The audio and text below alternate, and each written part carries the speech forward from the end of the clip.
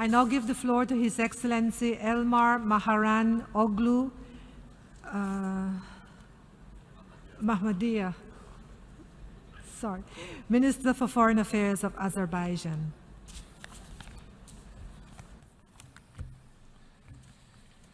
Madam President, Excellencies, ladies and gentlemen, first of all, of course, I would like to join my words on congratulations Mr. Peter Thompson on his assumption of the presidency of the General Assembly at its 71st session, and to wish him every success in fulfilling that highly responsible duty. We're also grateful to Mr. Morgens Likitov for all his hard work in presiding over the Assembly at its 70th session. Madam President, a year ago, we had gathered here to witness the adoption of the comprehensive and people-centered post-2015 Sustainable Development Goal Agenda. They are milestones in history when universal values are translated into political commitments that change the course of the events. We hope the adoption of the Sustainable Development Agenda will be one of them. While reaching an agreement on SDGs, we all had been motivated by the success story of the Millennium Development Goals, which proved to be instrumental in promoting development worldwide. Azerbaijan has adopted its national development strategy, taking into account of SDGs targets, and continues to implement large-scale programs on improving good governance, sustainable growth, strengthening the rule of law, ensuring respect for human rights, providing facilitated access to public services, and promoting inclusive societies. Despite global economic crisis and sharp decline in oil price, Azerbaijan has managed to retain its economic growth. Sustainable economic growth has enabled Azerbaijan not only focus on its national development strategy, but also actively support the international development. Azerbaijan has rendered international humanitarian and development assistance to a number of countries through Heydar Aliyev Foundation and Azerbaijan International Development Agency under the Ministry of Foreign Affairs. This year, in June, Azerbaijan has been elected to the Economic and Social Council of the United Nations for the years of 2017-2019, with the vote of 176 countries out of 184 member states participating in the voting at the United Nations General Assembly. Since the ECOSOC is the central platform for professional deliberations on sustainable development, this will constitute yet another opportunity for us to contribute to the international development. In support of the implementation of Sustainable Development Goals 16, Azerbaijan initiated a draft resolution entitled Prevention of Corruption by Promoting Transparent, Accountable, and Efficient Public Service, delivered through the application of best practices and technological innovations, which was unanimously adopted at the 6th session of the Conference of State Parties to the United Nations Convention Against Corruption, held on 2nd and 6th of November of 2015. Against the background of various threats and challenges facing the world nowadays, it is critical to persistently stress the importance of promoting key values of different cultures, enhancing better understanding among diverse communities, and encouraging mutual respect. Located between the two great continents of Asia and Europe, Azerbaijan is a unique place where East and the West meet, where the world's main religions peacefully coexist, and where the values and traditions of different cultures harmoniously complement each other. It is not a coincidence that the 7th Global Forum of the United Nations Alliance of Civilization was held this year in my country. Madam President, unresolved armed conflicts, terrorism, violent extremism, aggressive separatism, intolerance, and discrimination on ethnic and religious ground continue to represent the most serious challenges and are among the main obstacles to development. The outcome document of the United Nations Summit for the adoption of the post-2015 development agenda stated that there could be no sustainable development without peace and no peace without sustainable development, recalling the rights, and obligations of the states under international law, and reaffirming the need to respect the territorial integrity and political independence of states. Over the period passed since the last general debate, no substantive progress has been achieved in the settlement of the Armenian-Azerbaijan conflict. Armenia continues to occupy the territories of Azerbaijan, including the Nagorno-Karabakh region and 7 adjacent districts, in flagrant violation of the international law and the resolutions of the United Nations Security Council adopted in 1993. Its engagement in the conflict settlement process is nothing but imitation. Very unfortunate. Azerbaijan cannot use economic potential of the occupied territories.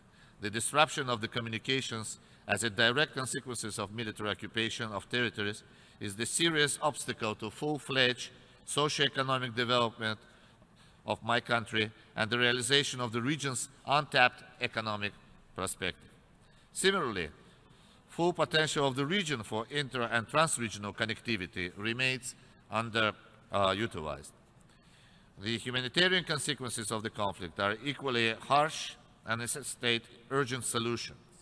As a direct impact of massive displacement of people from the places of their origin, close to 1 million refugees and IDPs continue to be deprived of their basic human rights and fundamental freedoms, most notably the right to home and property.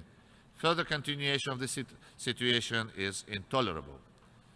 Armenia's policy and practice in the occupied territories of Azerbaijan undermine the prospects of achieving a political settlement of the conflict and pose an imminent threat to peace, security, and stability in the region.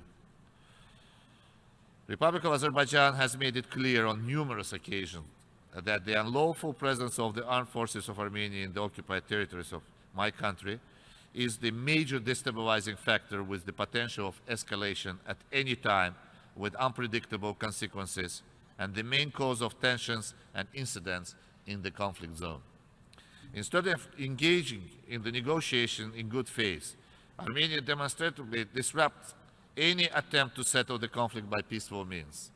In total disregard of the demands of the UN Security Council and the flagrant violation of international law, Armenia refuses to withdraw its troops from Azerbaijan, prevents the hundreds of thousands of Azerbaijanis forcibly displaced persons from returning to their homes, and tries to further consolidate the status quo by altering the physical, demographic, and cultural character on the occupied territories, a worrying development that was confirmed by the number of OSCE fact-finding missions.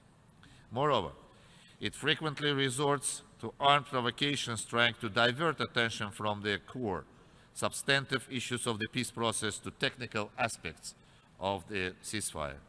Most recently, in early April this year, Armenia conducted large-scale attacks against the civilian population of Azerbaijan. It subjected the densely populated areas of Azerbaijan, including schools, hospitals, and places of worship, to intensive fire with heavy artillery and large-caliber weaponry. As a result of Armenia's reckless attacks, large number of Azerbaijani civilians, including children, women, and elderly, were killed or seriously wounded. Without timely use of effective civil defense measures, the number of casualties among the population would be significantly higher. And Armenia also systematically mutilated the bodies of fallen Azerbaijani soldiers. During those attacks, 34 towns and villages in Azerbaijan suffered severe destructions.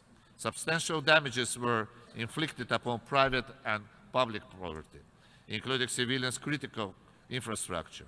In particular, hundreds of civilian buildings, among them residential houses, schools, kindergartens, cultural centers, and other facilities, were ruined. Armenia's direct and deliberate attack against Azerbaijani civilian population, as well as inhuman acts against Azerbaijani military servicemen during its offensive action in April this year, constitutes yet another serious violation of international humanitarian and human rights law. By its deliberate offensive action, Armenia undermined the ceasefire regime established in 1994 and endangered the prospects for the political settlement of the conflict.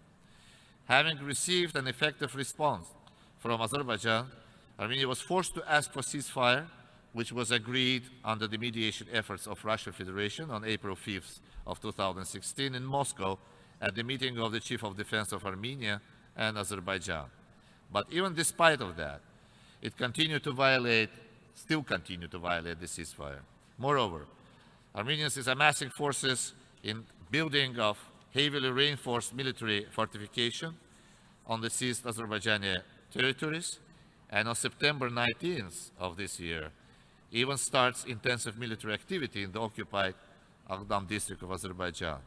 With all this, Armenia continues to challenge and tries to undermine the efforts of the international community, including the presidents of OSCE Minsk Group co-chair countries, namely United States, Russia, and France, aimed at reaching a breakthrough at the peace talks and getting Armenian troops out of the sovereign lands of Azerbaijan. Armenia must realize that relying on this status quo and our provocation is a grave miscalculation. It attempts to hypocritically mislead the international community on the root causes of the conflict by presenting themselves as a suffer side is doomed to fail. Azerbaijan expects from Armenia to hold its military build-up in the occupied territories and engage in negotiations with Azerbaijan in good faith so as to find a political solution to the conflict, which is long overdue. The conflict can be resolved only and only on the basis of the sovereignty and territorial integrity of Azerbaijan within its internationally recognized borders, as it's reflected, by the way, by the United Nations Security Council resolutions. The sooner Armenia reconciles with this reality and withdraw its armed forces from the occupied territory of Azerbaijan, the earlier the conflict will be resolved, and Armenia and its population will benefit from the prospects of cooperation and economic development. My country will spare no efforts toward achieving the settlement of the conflict and ensuring peace, justice, and development in the region. Thank you very much, Madam Chair. I thank the Minister for Foreign Affairs of Azerbaijan for his statement. I now give the floor to His Excellency Raymond Tishibanda,